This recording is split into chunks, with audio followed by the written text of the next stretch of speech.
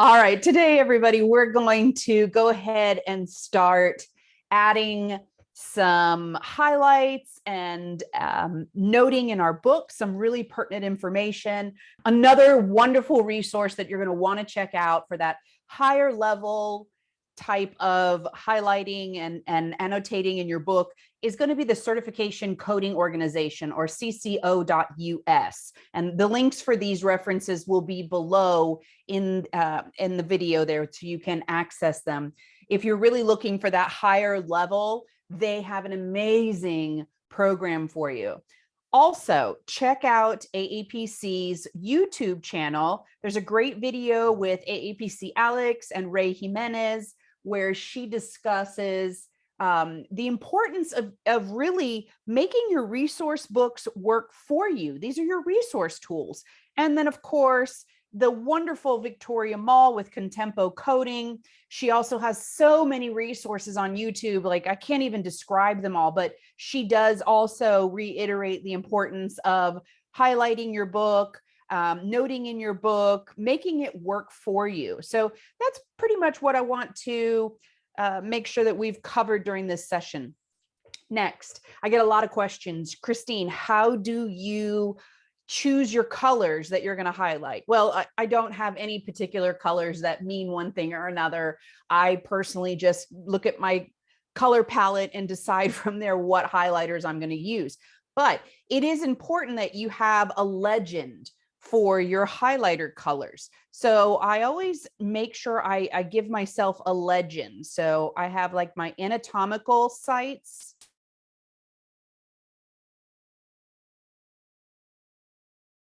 Or location. That's going to be one specific color. I like to use the color green for anatomical sites and location. Kind of gives me the feeling of traveling. I don't know. Next, you're going to want to have your lengths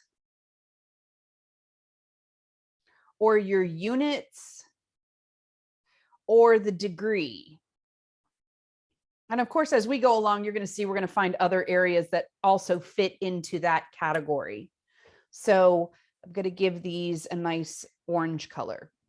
Want to give a big shout out to Mr. Penn, who is our sponsor. I love their products. I'm going to be honest with you. I love everything Mr. Penn. I love their highlighters. I love their markers, bleed through products. They have Post-it notes. They have all kinds of different products. So make sure you check out Mr. Penn. The link is below as well. Next, I'm going to use level or time or order. And I'm going to pick a color. Now, I'm going to use yellow. I love yellow, nice bright highlighter yellow to pull those out. If there's a specific type that designates the code, for instance, maybe malignant or benign, I want to make sure that I highlight that information specifically. So I'm going to use my purple here. Again, any color is fine. It doesn't have to be as specifically purple. Your approach, always very important. Good examples of that are open or closed or percutaneous. Any of those particular approaches that we see there. Could be laparoscopic. I'm going to use blue for those. And lastly, so I don't confuse myself too much, is there any guidance included? And I'm talking about radiological guidance. So that's going to be your CT, your MRI, your ultrasounds, fluoroscopy. And I found this really cool red color that I like. Fits in with that radiology section. So those are the colors that I'm going to be using as I start highlighting those specific areas in my book. So I'm going to keep my little legend off to the side here so that I can refer to it as we're going through our book. The first thing I want to do with my brand new CPT book is I want to designate this book. And this is my what book. This is what we are doing, and you can capitalize it or whatever you want. I just like to do that just to remind me that my CPT is my what book. What are we doing? On the very beginning of the inside cover, there's a couple of things that I want to remind myself. The first thing I want to remind myself is that these modifiers are located in Appendix A.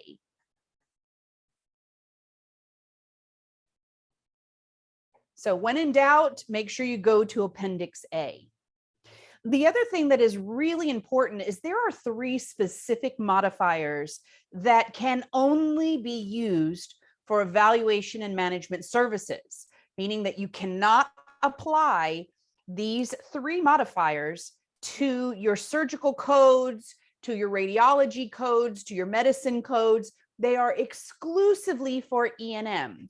And that's going to be our modifier 24, 25, and 57. So because those are very, very specific, I usually take my highlighter and I'm going to highlight my 24, my 25,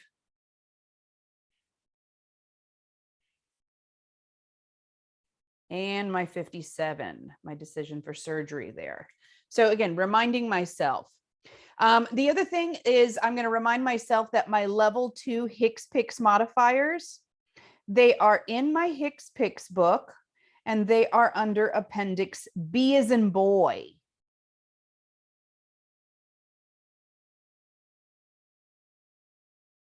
So those anatomical modifiers.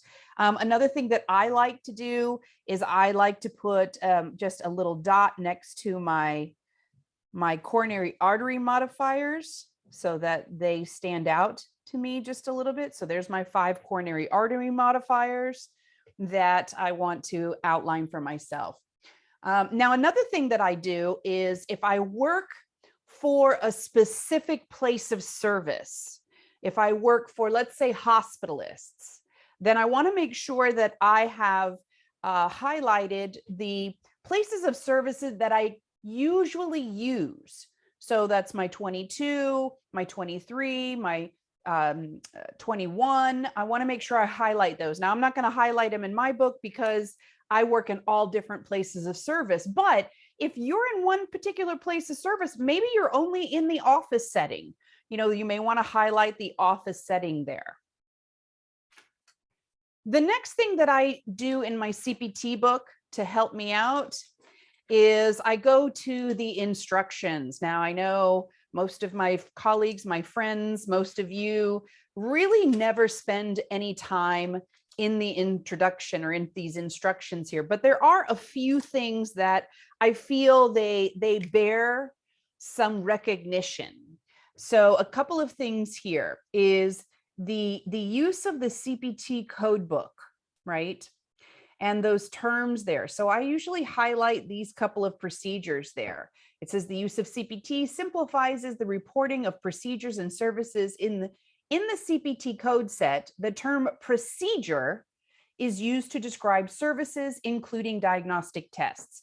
So that's a great way to just bring that out to my attention. The next one is to remind myself that CPT code sets are published annually, usually in the late summer or in the early fall, both in electronic and a data format. If you're taking the CPC exam, there may be a question as to when are CPT codes released. And I just want you to remember that they are on an annual basis, not on a fiscal year basis. A couple of other really good things. Outlining the advanced practitioner, so that nurse practitioner or physician assistant, when they're working with physicians, they are considered to be working in the exact same specialty or subspecialty as the physician. And in 2023, CPT also gave us a detailed explanation of physician and other healthcare professional. and what's the difference between the clinical staff there. So I think it's important that we take some time and read this information. Now, the next area of CPT that I like to outline is to remind myself that there are instructions, typically parenthetical notes, within selected code sets, and they indicate when a code should not be reported with another code. So just to remind you that there are those instructions there. The next area is just to remind us about our dear semicolon. So our dear semicolon reminds us that some of the procedures in the CPT book are not printed in their entirety, but they refer to a common portion of the procedure listed in a preceding entry. So there's that indentation that we use to select codes there. Another thing that I want to outline here is just a reminder that the category 1 codes, these are all devices and drugs that are approved by the FDA. They are approved by the FDA. To remind me that there are certain guidelines, specific guidelines are presented at the beginning of each section. Those are those green pages in the beginning of each section there. And we also have an example here. For instance, radiological guidance provides a definition of a unique term, radiological supervision and interpretation, while anesthesia, a discussion of report is included. So we have things that are considered to be part, that written report that is included. When we talk about the add-on codes, they're represented with the plus symbol, right? And those add-on codes, they must include the parent code. So they are not standalone codes at all. They require a parent code. And they are also excluded from the modifier 50 and the modifier 51. Speaking of modifiers, your modifiers provide a means to report or indicate that a service or a procedure that has been performed has been altered by some specific circumstance, but it doesn't change the definition of the code. So again, great reminders. Over here, we have place of service. Some codes have been specified by the place of service, like your evaluation and management codes, while other services and procedures have instructions specified to the place of service, therapeutic, prophylactic, diagnostic, infusions, and injections. So just to remember those things, right? So I have that little area there highlighted. Very important to make sure that you read up on any special reports that are required. Now, one of the most important areas is this area that describes time, right? So time is the face-to-face time with the patient. And then we talk about a unit of time. A unit of time is obtained when the midpoint is passed. So for example, an hour is obtained when 31 minutes have lapsed, more than the midway point between 0 and 60 minutes. A second hour is obtained and a total of 91 minutes have lapsed. So really, really good information there. Now, remember that when it comes to evaluation and management, we have a new way to interpret our time. So when another service is performed concurrent with a time-based service, the time associated with the concurrent service should not be included in the time reporting for the time-based service. So I always make myself a couple of little notes to remind myself here, right? That the midpoint is important for time. And then I also have my own little saying, no double dipping.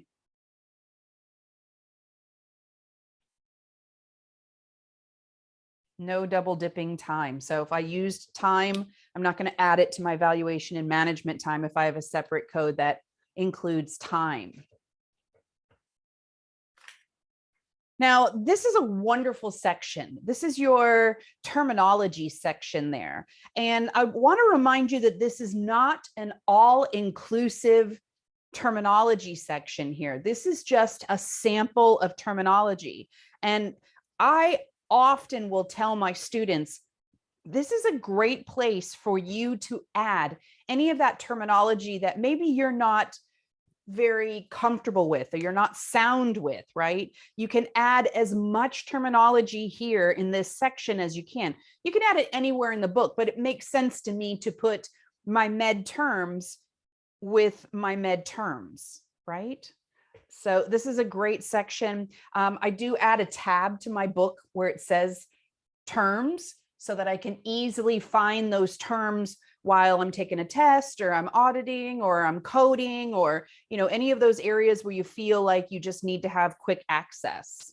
Another wonderful page in the very beginning are these planes. And these planes are where you can add additional information on body areas. So for example, I like to add some additional terms here, just, to give myself that visual reference.